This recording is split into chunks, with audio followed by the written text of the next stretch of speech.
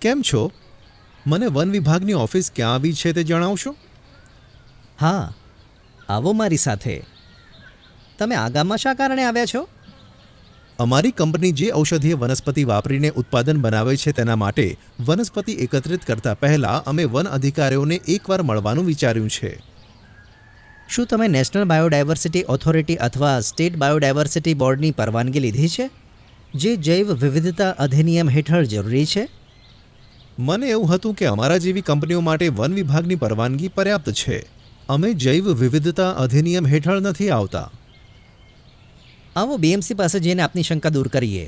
BMC એ જૈવિક વિવિધતા વ્યવસ્થાપન સમિતિનું ટૂંકું નામ છે. આજે બીએમસીની મીટિંગ પણ છે. અરે બીએમસી? બીએમસી અમને કઈ રીતે મદદ કરી શકશે?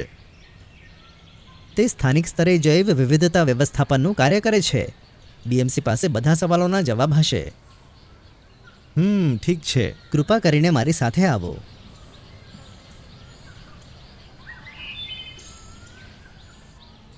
ગિરધર કાકા, તેઓ બીએમસીના પ્રમુખ છે અને તેઓ જાણીતા બાગાયતી નિષ્ણાત છે.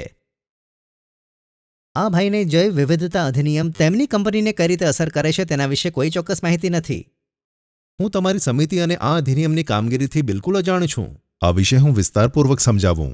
નેશનલ બાયોડાયવર્સિટી ઓથોરિટી દ્વારા રાષ્ટ્રીય સ્તરે, સ્ટેટ બાયોડાયવર્સિટી બોર્ડ દ્વારા રાજ્ય સ્તરે અને જૈવિક વિવિધતા વ્યવસ્થાપન સમિતિ દ્વારા સ્થાનીય સ્તરે આ અધિનિયમનું અમલીકરણ થાય છે, જેના મુખ્ય ઉદ્દેશ્યો આ છે: જૈવ વિવિધતાનું સંરક્ષણ, જૈવ વિવિધતાના અંગોનો ટકાઉ ઉપયોગ, જૈવિક સંસાધનોના ઉપયોગથી ઉદ્ભવતા લાભની વ્યાજબી અને ન્યાયી વહેંચણી. દરેક બીએમસીમાં કેટલા સભ્યો હોય છે? દરેક બીએમસી 7 સભ્યોની બનેલી હોય છે, જેમાં 1/3 મહિલા સભ્યો અને 18% અનુસૂચિત જાતિ અથવા અનુસૂચિત જનજાતિના સભ્યો હોય છે. આ બધા સભ્યો અલગ અલગ વિષયોનું જ્ઞાન ધરાવે છે તેમજ ગામની મતદાર યાદીમાં નામ પણ ધરાવે છે. તમે લોકો ખરેખર શું કરો છો? અમે આ વિસ્તારની અન્ય બીએમસી સાથે તેમજ સ્ટેટ બાયોડાયવર્સિટી બોર્ડ સાથે મળીને આ વિસ્તારના જૈવિક સંસાધનોના ટકાઉ ઉપયોગો અને પરંપરાગત જ્ઞાનના સંરક્ષણની કામગીરી કરીએ છીએ. અમારી કામગીરીના ભાગરૂપે અમે લોકોનું જૈવ વિવિધતા રજિસ્ટર પણ બનાવીએ છીએ, જેને અમે પીબીઆર કહીએ છીએ. ઉર્મિલા તમને વધુ જણાવશે. લોકોનું જૈવ વિવિધતા રજિસ્ટર બનાવવા માટે અમે આસપાસ જોવા મળતા જૈવ સંસાધનોની માહિતી ભેગી કરીએ છીએ, જેવી કે તેમની ઔષધીય અગત્યતા અને તેમને લગતા પરંપરાગત જ્ઞાનની માહિતી. હા, અમે જૈવ સંસાધનોની નોંધ પીબીઆરમાં રાખીએ છીએ.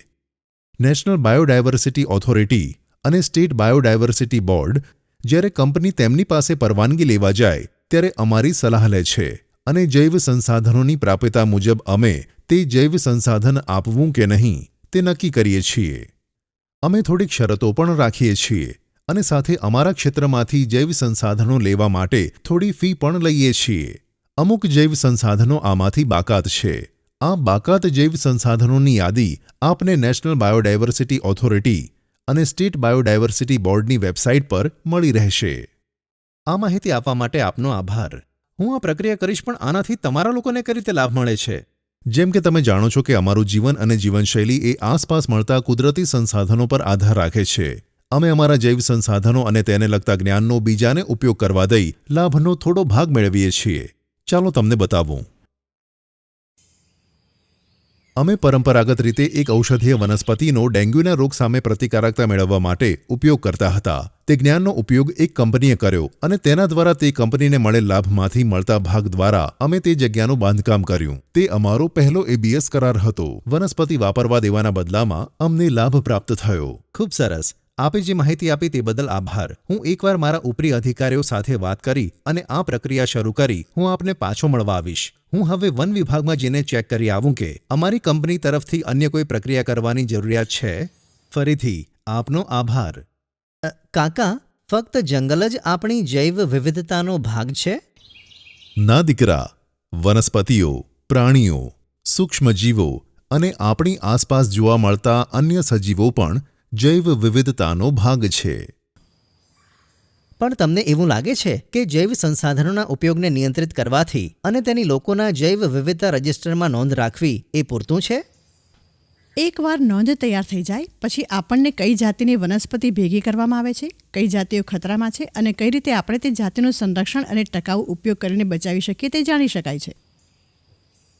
આ બધું લોકોના જૈવ વિવિધતા રજિસ્ટરમાં નોંધાય એટલે તેમના અનઅધિકૃત શોષણને અટકાવી શકાય છે.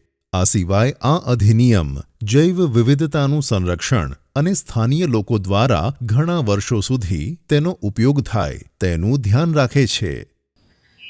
સરકારની આ ઉત્તમ પહેલ છે. અમારું જ્ઞાન વધારવા માટે આપનો અમૂલ્ય સમય આપવા બદલ આભાર.